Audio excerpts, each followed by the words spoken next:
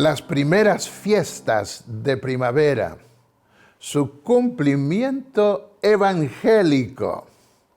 Este es el segundo tema que vamos a estudiar de una serie que estamos preparando sobre el calendario divino de salvación.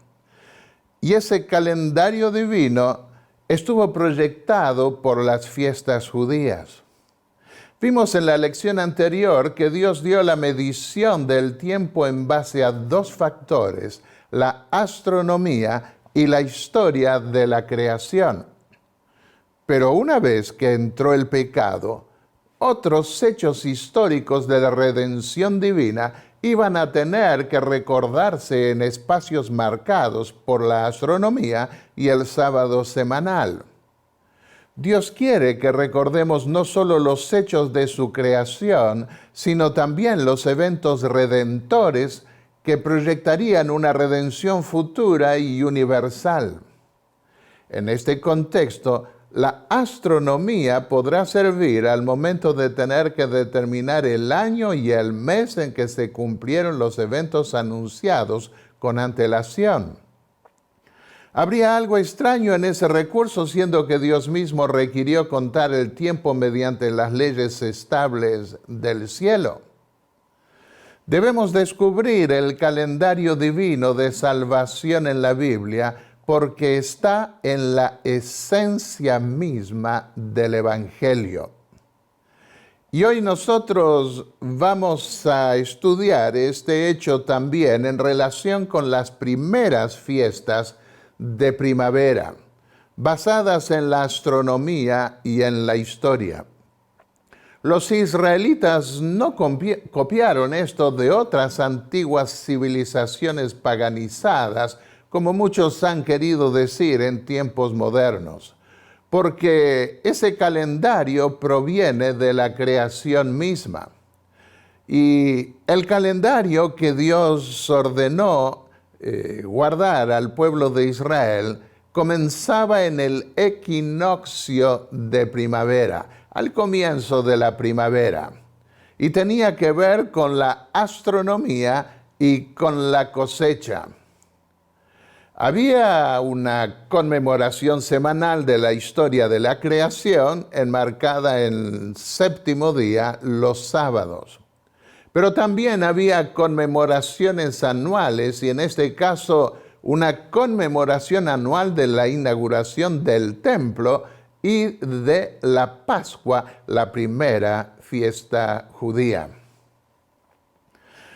Al considerar esos eventos históricos inaugurales, vamos a ver que tienen que ver con eventos celestiales y terrenales.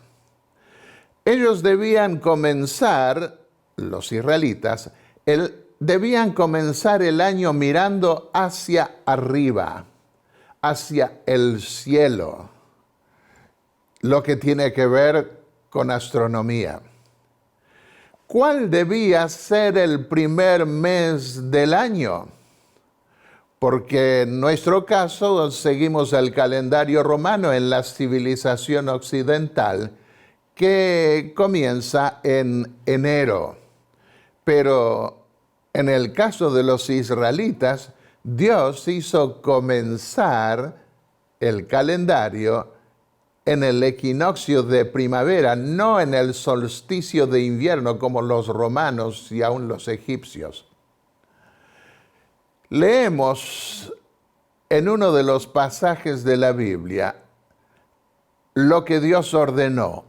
Observa, mira, la luna de espigas nuevas, Abib, en hebreo, en referencia a las espigas de cebada. Esa fue la orden divina para comenzar el primer mes del año. Lo leemos en Deuteronomio 16, el versículo 1. Y en este pasaje nosotros encontramos el uso del término Abib. Abib era el primer mes del año y tenía que ver con las primeras espigas maduras que se ofrecían y que eran las espigas de la cebada. En Éxodo 12:2 habla, esta luna, o mes en castellano, os será principio de las lunas. Para vosotros será esta la primera de las lunas del año. Ahora, la palabra mes en castellano no la asociamos con la luna porque heredamos de los romanos un calendario puramente solar que no tiene en cuenta la luna. En inglés, month se asemeja a moon, pero en castellano no hay relación lingüística que asocie mes con luna. En hebreo, la orden divina para marcar el calendario era observa, mira, atiende la luna. El verbo hebreo shamar, empleado en este versículo, significaba mirar, observar, prestar atención a, guardar. 30 veces se tradujo este término por observar. De manera que la orden de mirar la luna para marcar el tiempo proviene de la misma creación y Dios requirió de su pueblo en la antigüedad observarla para determinar el comienzo del primer mes del año. Las antiguas civilizaciones también recurrían al mismo método para contabilizar el tiempo que proviene de la misma creación. Lástima que hoy miramos tan poco el cielo estrellado. Las luces artificiales de las ciudades opacan la luz del cielo. Así que preferimos traducir Deuteronomio 16:1 por presta atención a la luna, observa la luna, porque si decimos el mes, no relacionamos como observar el primer mes simplemente, sino el mes estaba marcado por la luna.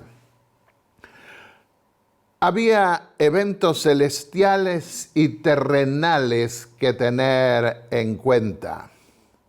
Y debía comenzarse el año mirando también hacia abajo, hacia la tierra, hacia la agricultura, porque la agricultura marcaba el paso en base al movimiento de la tierra en torno al sol con las estaciones, verano, primavera, verano, luego otoño e invierno. ¿Y cuál era la primera cosecha del año? Lo mismo encontramos en Egipto. Leamos este pasaje. El lino y la cebada fueron destruidos. Estaba ya espigada la cebada y el lino estaba en caña. Pero el trigo y el centeno no fueron destruidos porque eran tardíos. Éxodo 9, versículos 31 y 32. Por eso el primer mes llamado Abib, cuyo significado literal es espigas nuevas, está asociado a la cebada y terminó siendo una referencia a la cebada madura. Y esto es importante tener en cuenta para ver la sucesión de las distintas fiestas de Israel que Dios ordenó en relación con la cosecha. A medida que sigamos avanzando poco a poco en este estudio, vamos a ir dominando bien estos eventos que nos ayudarán a comprender el mensaje divino basado en el calendario que Dios dio al antiguo Israel. Otro pasaje que nos muestra que primero venía la siega de la cebada y luego la cosecha del trigo. Está en el libro de Ruth. Dice que ella con su suegra llegaron a Belén al principio de la siega de la cebada. Y espigó Ruth en el campo hasta la tarde y desgranó lo que había juntado, que fue como un efa de cebada. Y Ruth siguió espigando con las criadas de Booz hasta el fin de la siega del trigo. Ruth 1:22, capítulo 2, versículos 17 y 23. Vemos aquí de nuevo que primero venía la siega de la cebada, con las primicias de la cebada, y eso terminaba al final del verano con la cosecha del trigo. Siendo que el ciclo del sol incluía 12 meses lunares, más unos 10 días adicionales, cada 2 o 3 años los israelitas debían agregar un 13º mes al que llamaban segundo Adar. ¿Por qué segundo Adar? Porque Adar era el nombre del último mes. Y cuando tenían que agregar un 13º mes para sincronizar el movimiento de la luna en torno a la tierra y el movimiento de la tierra en torno al sol, entonces llamaban a ese 13º mes segundo Adar, antes de empezar el nuevo año con el mes de Abib, el primer mes del año. Ahora, ¿cómo podían saber los israelitas cuándo agregar una 13ª luna? Mirando la maduración de la cebada. Si no agregaban al año una 13ª luna, cuando correspondía, para cuando ofreciesen en el templo las primicias de la cebada, los granos no habrían madurado. De allí la orden: mira la luna de espigas nuevas de la cebada, lo que requería mirar hacia arriba y mirar también hacia abajo. Hay otros eventos que debían recordarse en ese primer mes. Iban a ser eventos históricos y proféticos inaugurales. En primer lugar estaría la inauguración del templo y luego la celebración de la primera fiesta del año, la Pascua. Leamos el siguiente pasaje. El primer día del mes primero levantarás el tabernáculo de la tienda de reunión. Éxodo 41. Este mes será para vosotros el principio de los meses del año. Será el primer mes del año para vosotros. Éxodo 12, versículo 2, que habíamos visto parcialmente hace unos momentos. Así que el primer evento histórico que se dio en el primer mes del año fue la inauguración del santuario y de su sacerdocio. La inauguración del tabernáculo, templo portátil del desierto, y del sacerdocio también. ¿Qué hecho marcó el comienzo de la primera luna en su día primero? Nos dice el libro del Éxodo que Moisés levantó el tabernáculo del desierto, o templo portátil, que anduvo de lugar en la tierra prometida hasta que Salomón inauguró el templo real y estable en Jerusalén. Esto es lo que leemos en Éxodo 40.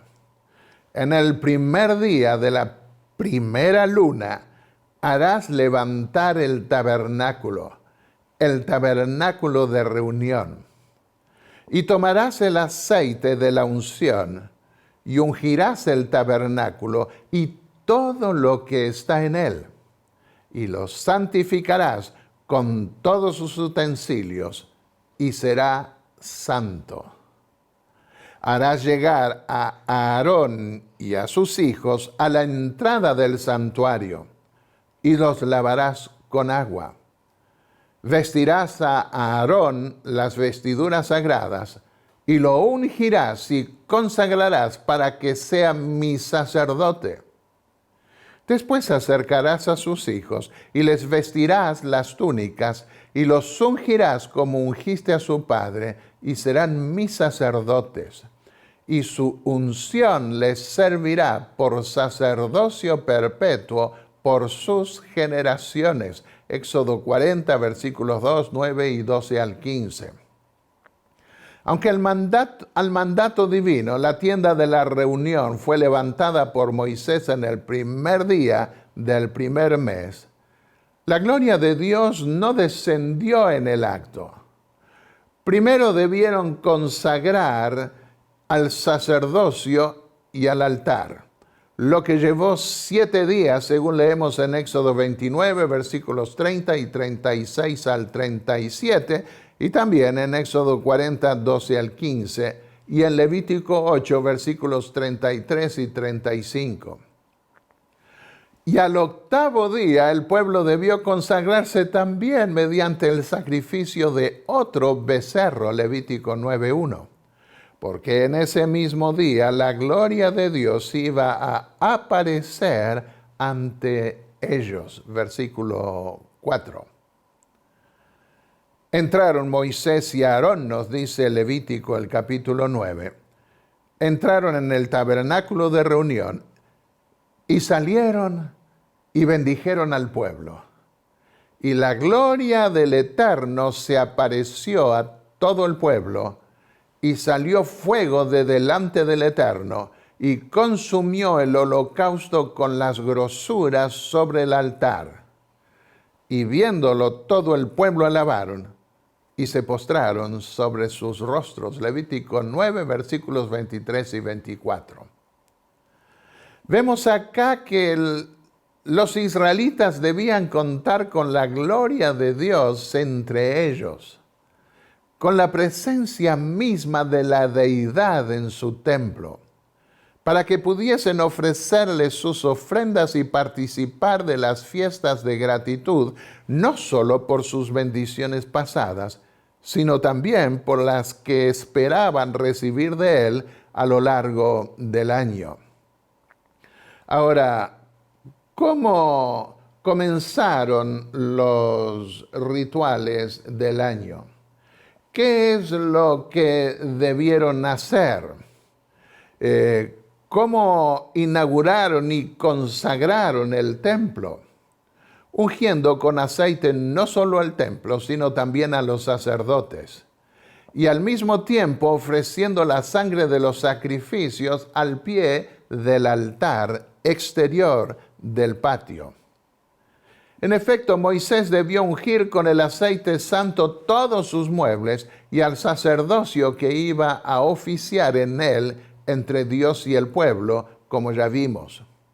Y el hecho de que Dios hizo ungir el santuario y su sacerdocio en la misma ocasión y con el mismo aceite, prueba que el sacerdocio formaba parte del complejo del santuario.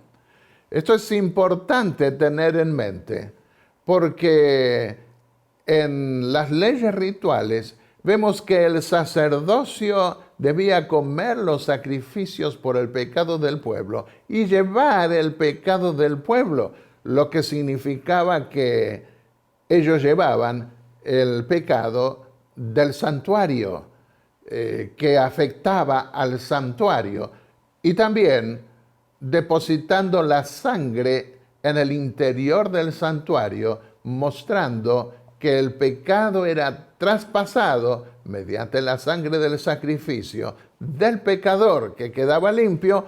Ahora esa sangre, ese pecado, quedaba registrado en el templo y en la comida sacerdotal.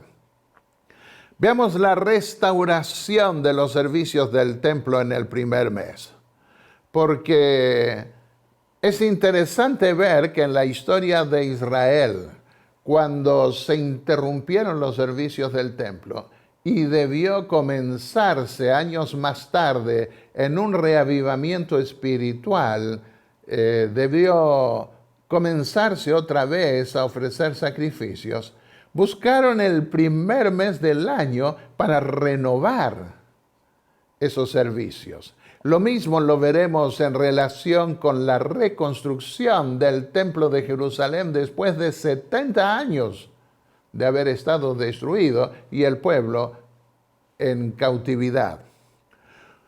Hubo una época en que la apostasía se generalizó en Israel. Abandonaron los servicios del templo y hasta cerraron sus puertas. Segunda Crónicas 28, versículo 24, y el capítulo 29, versículos 6 y 7. A diferencia de la inauguración del templo de Salomón, que continuó con los servicios que se habían estado llevando a cabo parcialmente en el tabernáculo, los servicios del mismo templo en la época del rey Acaz se habían paralizado por completo desde hacía algunos años.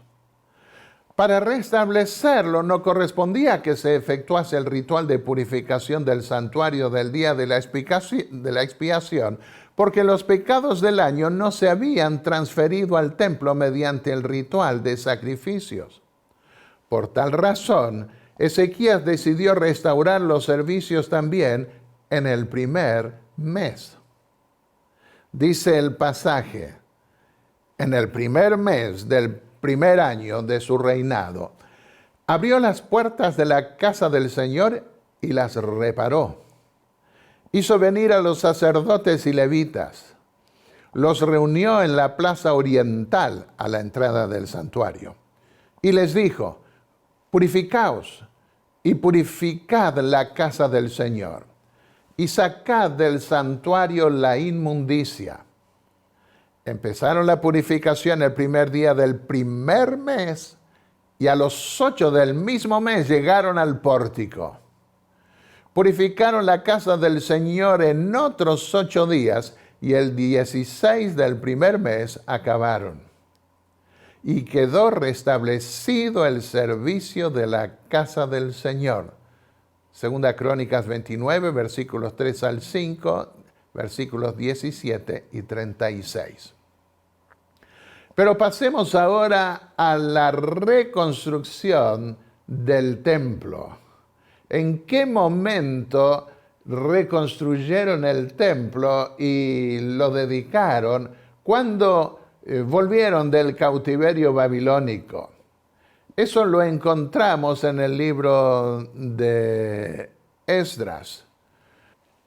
Cuando la apostasía del pueblo de Dios llegó a un punto límite, Dios entregó su templo a los babilonios, quienes lo destruyeron. Pero prometió a los judíos que fueron llevados en cautiverio que los haría volver después de 70 años y les permitiría reconstruir su templo. Una vez que los repatriados de Babilonia reconstruyeron el templo, lo inauguraron también como era de esperar. ¿Cuándo? En el primer mes, conforme a lo que había hecho Moisés cuando levantó el tabernáculo del desierto. Y luego celebraron las primeras fiestas del año. Leamos. Y la casa fue terminada el tercer día del mes de Adar, el último mes del año, la última luna del año. Y los israelitas, los sacerdotes, los levitas y los demás repatriados dedicaron esta casa de Dios con gozo, obviamente, seguidamente en el mes siguiente, el primer mes de Abib. Y pusieron a los sacerdotes en sus turnos y a los levitas en sus clases para el servicio de Dios en Jerusalén, como está escrito en el libro de Moisés. No iban a hacer una celebración, una inauguración que no encajase, no estuviese de acuerdo con las leyes de Moisés. Y de hecho se está hablando acá del primer mes porque seguidamente dice celebraron la Pascua, la primera fiesta del año. Sigue diciendo el pasaje, y los repatriados celebraron la Pascua el 14 del primer mes, porque los sacerdotes y los levitas se habían purificado y todos estaban limpios. Celebraron con regocijo la fiesta del pan sin levadura durante 7 días, por cuanto el Señor los había alegrado. Esdras 6, versículos 15 al 22. Aquí podemos ver de nuevo que el calendario primaveral era siempre característico del cómputo sacerdotal.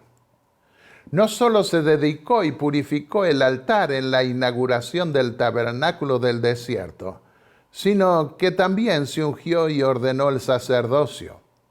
Vemos de esta manera que las fechas del calendario fueron establecidas en relación con la cosecha y los eventos religiosos. El número de los meses en la Biblia se da siempre en conexión con el calendario de primavera del hemisferio norte. Aunque los años de los reyes se los haya computado más tarde a partir del equinoccio otoñal, la numeración de los meses tuvo que ver siempre con el calendario sacerdotal. En ese primer mes de primavera no solo se levantó el tabernáculo de reunión y se lo ungió, sino que se invistió también su sacerdocio. Era el mes o la luna inaugural de los servicios del templo. Cada año los israelitas podían recordar en su primer mes la historia del día en que Dios hizo levantar su casa en medio de su pueblo para morar entre ellos.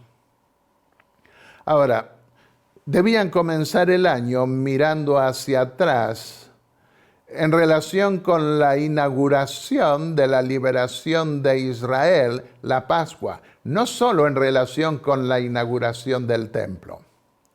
La primera Pascua fue presente. Las siguientes Pascuas que iban a festejar o celebrar en el futuro iban a ser conmemorativas porque serían históricas. La conmemoración de la 10ª plaga que libró a los israelitas de la esclavitud egipcia y a los primogénitos del ángel exterminador que hirió todos los primogénitos de los egipcios y de sus animales, es algo que debemos tener en cuenta. Encontramos la descripción de lo que ocurrió en Éxodo el capítulo 12. Dice el versículo 11, es la Pascua del Señor. Así que en relación con la Pascua, con esta primera fiesta, nosotros tenemos que remontarnos a esa historia de la liberación que tenía elementos definidos e importantes en relación con el Evangelio, con la liberación futura, como lo veremos en unos momentos más.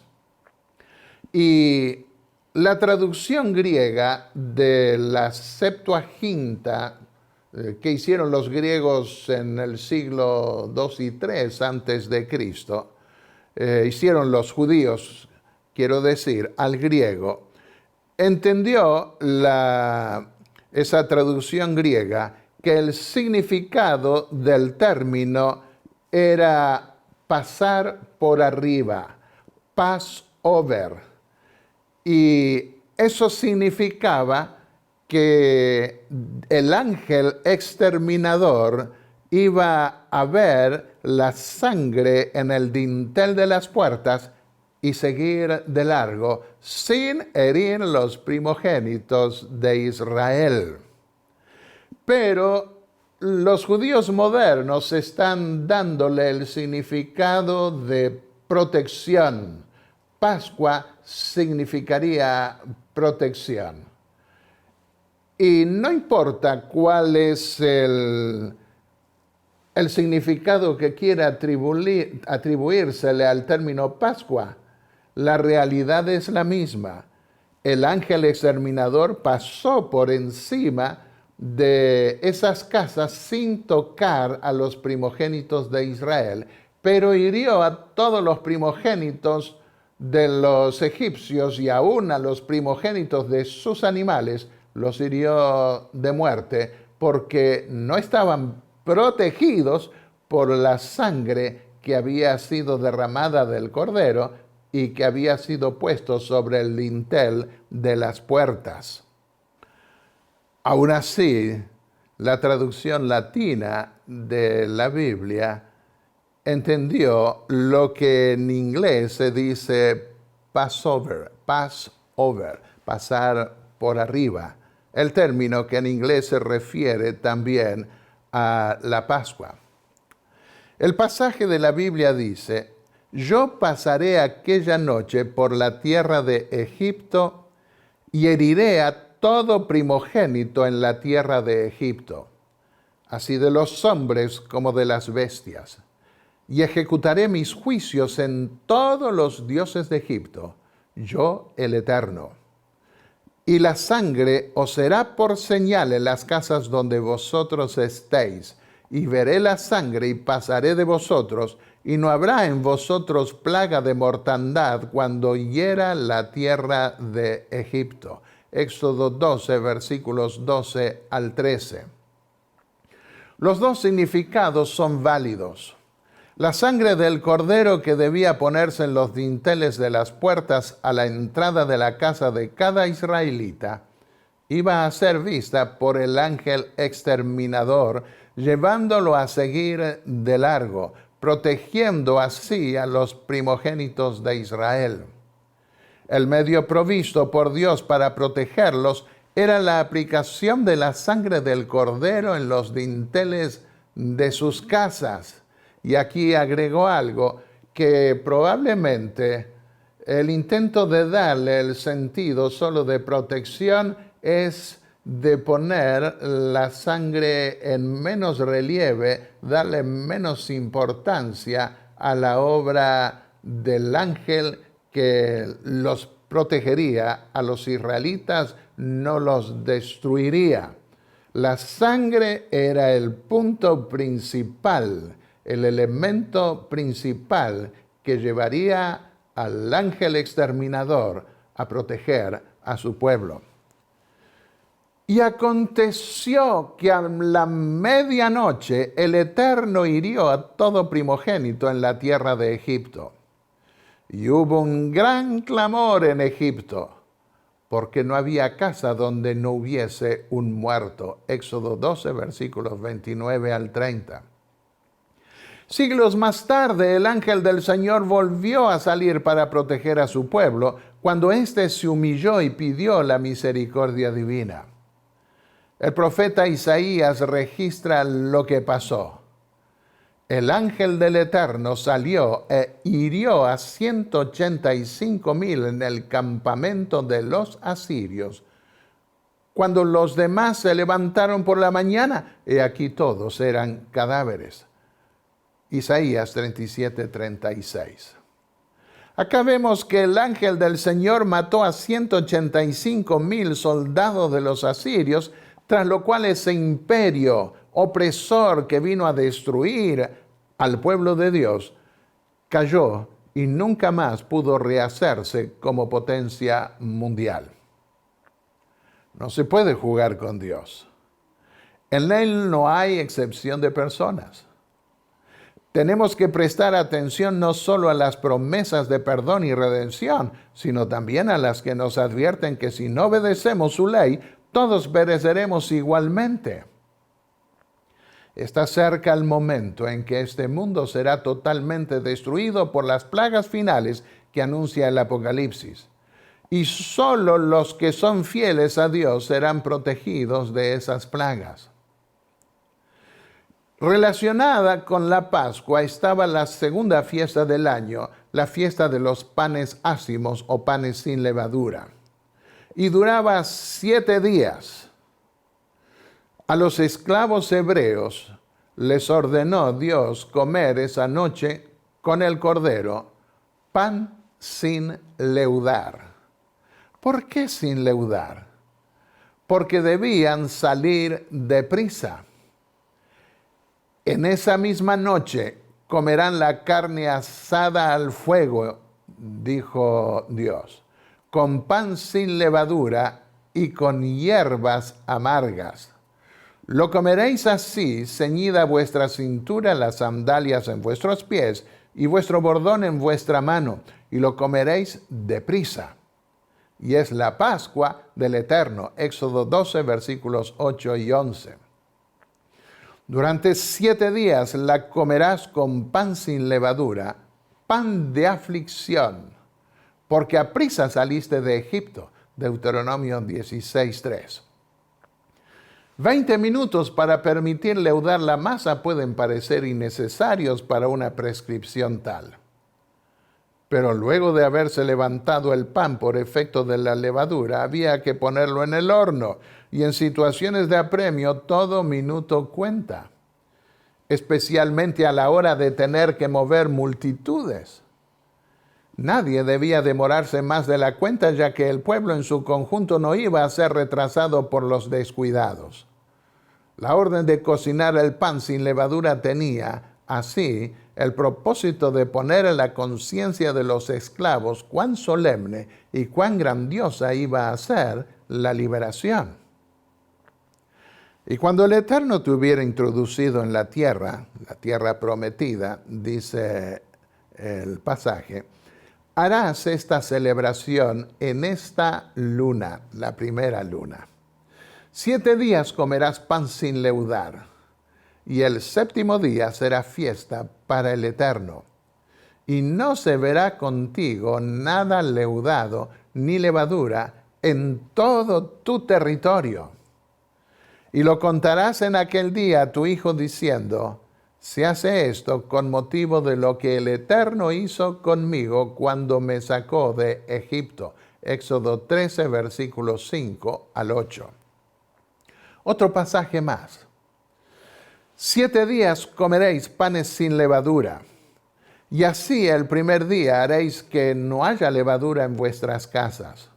Porque cualquiera que comiere leudado desde el primer día hasta el 7º será cortado de Israel. Éxodo 12, 15. Y veamos ahora la tercera fiesta, que tenía que ver con las primicias de la cebada. Y las primicias de la cebada, de los primeros granos que maduraban en ese mes de Abib, de granos nuevos, esas primicias debían ser ofrecidas en el templo.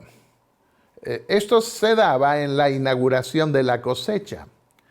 Esta tercera fiesta de primavera no podían guardarla en el desierto, donde vivirían solo del maná que Dios les daría a comer. Era una fiesta inicial de la cosecha que podrían celebrar en la tierra prometida. Por eso el pasaje dice, cuando hayáis entrado en la tierra que yo os doy y seguéis su mies, traeréis al sacerdote una gavilla por primicia de los primeros frutos de vuestra siega. Y el sacerdote mecerá la gavilla delante del Eterno para que seáis aceptos. El día siguiente del día de reposo la mecerá. No comeréis pan, ni grano tostado, ni espiga fresca, hasta este mismo día, hasta que hayáis ofrecido la ofrenda de vuestro Dios. Estatuto perpetuo es por vuestras edades, en donde quiera que habitéis. Levítico 23, 11, versículos 12 y 14. Los israelitas debían también comenzar el año mirando hacia adelante, no solamente atrás, sino apuntar al futuro, al Evangelio, como lo llamamos hoy. Y vamos a ver la inauguración del sacerdocio y del nuevo templo en ese primer mes de primavera, tal como se cumplió en los evangelios. La inauguración del sacerdocio y de su templo con el descenso de la gloria de Dios en medio de su pueblo les recordaría que Dios es no solo Dios en el cielo, sino también en la tierra. Antes de entrar a la tierra prometida, Moisés les hizo recordar a su pueblo ese maravilloso privilegio de contar con un comienzo tan grandioso de liberación que ningún otro pueblo tuvo antes en sus comienzos. Pregunta ahora, dice Moisés, si en los tiempos pasados que han sido antes de ti, desde el día que creó Dios al hombre sobre la tierra, si desde un extremo del cielo al otro se ha hecho cosa semejante a esta gran cosa, o se haya oído otra como ella. ¿Ha oído pueblo alguno la voz de Dios hablando de en medio del fuego como tú la has oído, sin perecer? ¿O ha intentado Dios venir a tomar para sí una nación de en medio de otra nación con pruebas, con señales, con milagros y con guerra, y mano poderosa y brazo extendido, y hechos aterradores como todo lo que hizo con vosotros el Eterno vuestro Dios en Egipto ante tus ojos? A ti te fue mostrado para que supieses que el Eterno es Dios y no hay otro fuera de Él. Desde los cielos te hizo oír su voz para enseñarte, y sobre la tierra te mostró su gran fuego, y has oído sus palabras de en medio del fuego. Aprende pues hoy y reflexiona en tu corazón que el Eterno es Dios arriba en el cielo y abajo en la tierra, y no hay otro. Deuteronomio 4, versículos 32 y al 39. Aquí nosotros vemos en relación con esto otra vez que los israelitas, y nosotros debemos hacer lo mismo, debían mirar al cielo y a la tierra, porque Dios es no solo Dios en el cielo, sino también en la tierra. La revelación fue progresiva. Más adelante los israelitas iban no solo a recordar en el primer mes la inauguración del templo y del sacerdocio, sino que también iban a poder mirar hacia adelante a la inauguración del nuevo sacerdocio, el del Mesías, en ese mismo primer mes. Ese Mesías sería hijo de David, un descendiente de David. A ese Mesías, según lo registró David en un salmo, Dios le diría: tú eres sacerdote para siempre, según el orden de Melquisedec. Salmo 110:4. Un rey que fue también sacerdote. Y más allá de la inauguración del nuevo sacerdocio y del nuevo templo, los judíos podían mirar al triunfo final de los redimidos, cuando la morada de Dios permanecería para siempre en medio de su pueblo. El Eterno ha escogido a Sión, la quiso para su habitación, dice el Salmo de David.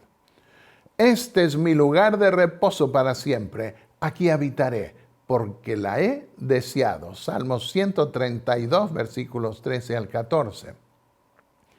Se ve enteramente cumplida esta promesa en los dos últimos capítulos del Apocalipsis y de la Biblia. Dios dice allí: entonces oí una gran voz que decía desde el trono: he aquí el tabernáculo de Dios está entre los hombres, y Él habitará entre ellos, y ellos serán su pueblo, y Dios mismo estará entre ellos. Apocalipsis 21:3.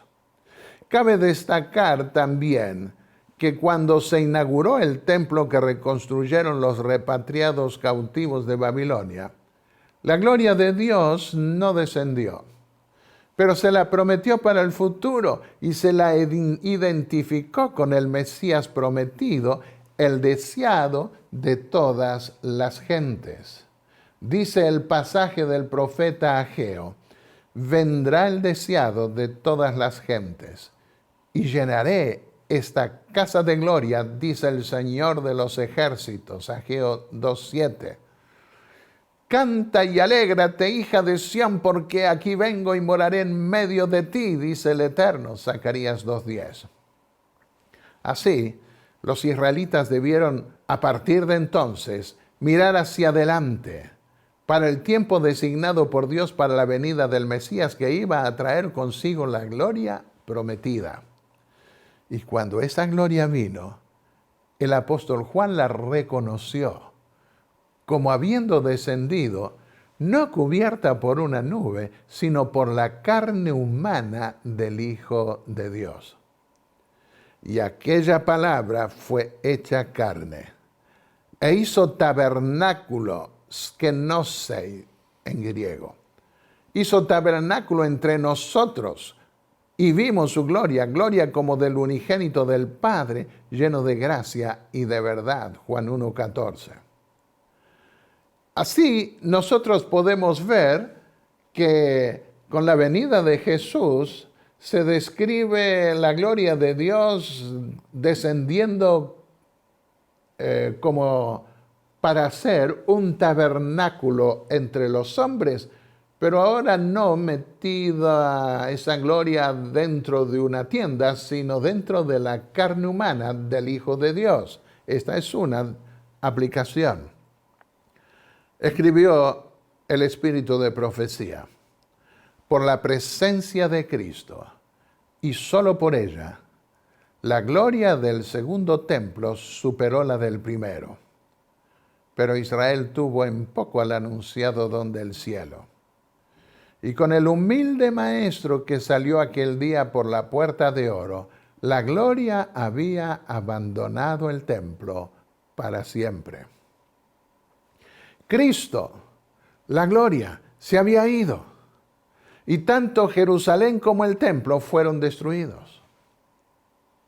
Pero esa gloria escondida en la carne humana prometió volver, esta vez en la gloria de su Padre, en llamaradas de fuego en el fin del mundo, para juicio y redención. Y así la morada de Dios se establecería en medio de sus redimidos para siempre en la tierra nueva y en los nuevos cielos que les prometió.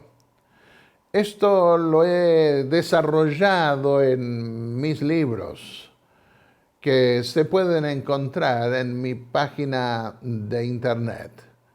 Y allí amplío más estos cuadros. También los desarrollé en mensajes por YouTube que se pueden bajar libremente de mi página de internet, como por ejemplo el descenso de la gloria prometida, y otro ejemplo más, otro tema más, es el monte del Eterno y su templo. Veamos ahora la nueva Pascua. La nueva Pascua es la Santa Cena, la conmemoración de la liberación del nuevo Israel, del pueblo cristiano. Escribió el Espíritu de Profecía: la Pascua sería una fiesta tanto conmemorativa como simbólica. No solo recordaría la liberación de Israel, sino que también señalaría la más grande liberación que Cristo habría de realizar para liberar a su pueblo de la servidumbre del pecado. El Cordero del Sacrificio representa al Cordero de Dios, en quien reside nuestra única esperanza de salvación. Dice el apóstol: nuestra Pascua, que es Cristo, ya fue sacrificada por nosotros. 1 Corintios 5:7. No bastaba con la muerte del Cordero Pascual. Había que rociar con su sangre los postes de las puertas, como los méritos de la de Cristo deben aplicarse al alma. Debemos creer no solo que Él murió por el mundo, sino que murió por cada uno individualmente. Debemos apropiarnos de los beneficios del sacrificio expiatorio. Está en el libro Patriarcas y Profetas. Ahora, la Santa Cena, el ritual de la Santa Cena, ese acto conmemorativo reemplazó la celebración de la Pascua. Mientras comían, nos dice el Evangelio, tomó Jesús el pan y bendijo, y lo partió, y dio a sus discípulos, y dijo: tomad, comed, esto es mi cuerpo. Y tomando la copa, y habiendo dado gracias, les dio diciendo: bebed de ella todos, porque esto es mi sangre del nuevo pacto, que por muchos es derramada para remisión de los pecados. Y os digo que desde ahora no beberé más de este fruto de la vida hasta aquel día en que lo beba nuevo con vosotros en el reino de mi Padre. Mateo 26, versículos 26 al 29. Otra declaración del espíritu de profecía.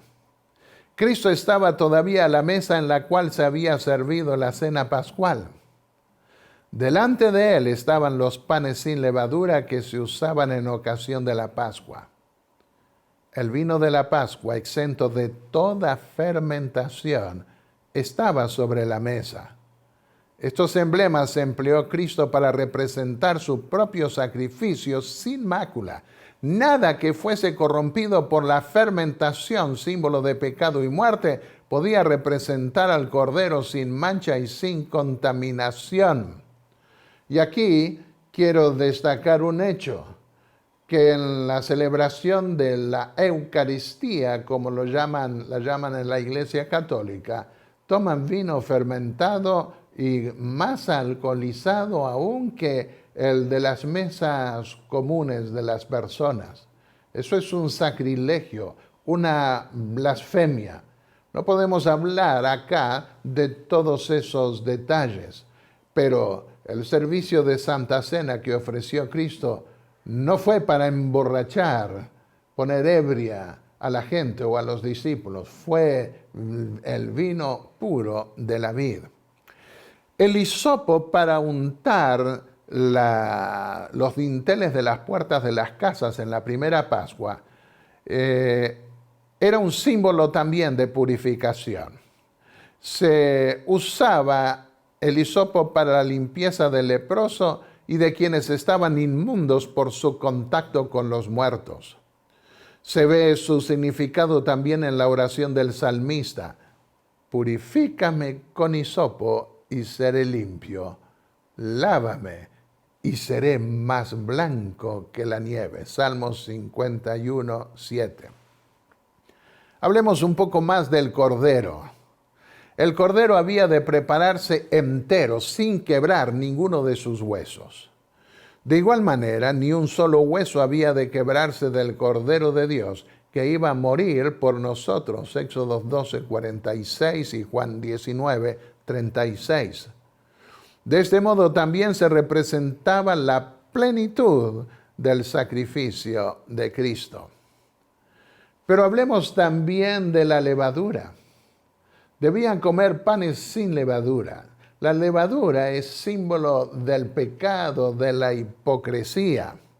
Y debía erradicarse el pecado de en medio del pueblo, así como estaba representado al erradicar la levadura de todas las casas de los israelitas. Vosotros corríais bien, dice el apóstol Pablo. ¿Quién os estorbó para no obedecer a la verdad? Esta persuasión no procede de aquel que os llama. Un poco de levadura leuda toda la masa. Gálatas 5, versículos 7 al 9. Y luego en Lucas 12:1 Jesús advirtió: guardaos de la levadura de los fariseos, que es la hipocresía. Otro pasaje más del apóstol Pablo: limpiaos pues de la vieja levadura, para que seáis nueva masa, sin levadura como sois. Porque nuestra Pascua, que es Cristo, ya fue sacrificada por nosotros. Así que celebremos la fiesta de panes ácimos sin levadura, no con la vieja levadura, ni con la levadura de malicia y de maldad, sino con panes sin levadura, de sinceridad y de verdad. 1 Corintios 5, versículos 7 al 8. Vemos entonces que nuestra Pascua, nuestro Cordero Pascual, nuestra celebración pascual es Cristo. Su sacrificio, que debemos conmemorar, y de todo corazón. El cordero debía comerse también con hierbas amargas, como un recordatorio de la amarga servidumbre de Egipto sufrida allí. De igual manera, cuando nos alimentamos de Cristo, debemos hacerlo con corazón contrito por causa de nuestros pecados. Veamos ahora el cumplimiento evangélico de la tercera fiesta, la fiesta de las primicias de la cebada, de la cosecha de la cebada. Había dos fiestas de cosecha, las primicias en la primavera y la cosecha final en el séptimo mes. Esto nos dicen algunos pasajes. La fiesta de la siega, los primeros frutos de tus labores que hubieres sembrado en el campo, y la fiesta de la cosecha a la salida del año, cuando hayas recogido los frutos de tus labores del campo. Éxodo 23, 16. Otro pasaje, ahora de los evangelios. Jesús lo dijo en Mateo 13, versículo 39. La siega es el fin del mundo y los segadores son los ángeles. Cristo ha resucitado de entre los muertos, aseguró el apóstol Pablo, primicias de los que durmieron. Porque ya que por la muerte entró por un hombre, también por un hombre vino la resurrección de los muertos, pero cada uno en su debido orden. Cristo, las primicias. Luego, los que son de Cristo en su venida. 1 Corintios 15, versículos 20, 21 y 23. Cristo como Cordero de Dios llevó nuestro pecado a la tumba y se levantó al tercer día sin el estigma del pecado, de la levadura, como primicias de la cosecha final de redimidos que concluía en la última fiesta del año, la de los tabernáculos o cabañas. La resurrección de Cristo fue inaugural. La resurrección final se dará en la cosecha final que abarcará a todos los redimidos. Queridos amigos que están viendo este programa, quiero exhortarlos a celebrar esta Pascua cristiana del Cordero de Dios que quita los pecados del mundo en sus corazones, para entonces poder erradicar el pecado simbolizado por la levadura que debía ser eliminada aún de las casas y de todo el territorio del pueblo de Dios. Y así podemos nosotros soñar con el día que se acerca, cuando se dará la resurrección de todos los hijos de Dios para llevarlos al granero celestial, al reino eterno de Dios. Ese es un gran privilegio y te exhorto a entrar dentro de la esfera del círculo de este privilegio que Dios da a todos aquellos que celebran la Pascua, que aceptan a Cristo como su Salvador personal y el pago con su sangre de todos sus pecados. Inclinemos el rostro para orar. Padre y Dios Santo que estás en los cielos, te damos gracias porque en tu gran amor diste a tu Hijo para que muriese como un cordero por todos nosotros. Te damos gracias por ese sacrificio que se dio en la época de la Pascua. Y porque gracias a ese sacrificio podemos librarnos de nuestros pecados, eliminarlos de nuestra vida y soñar con la resurrección final de todos los justos. Danos el privilegio de estar entre tus redimidos en el nombre de Jesús. Amén.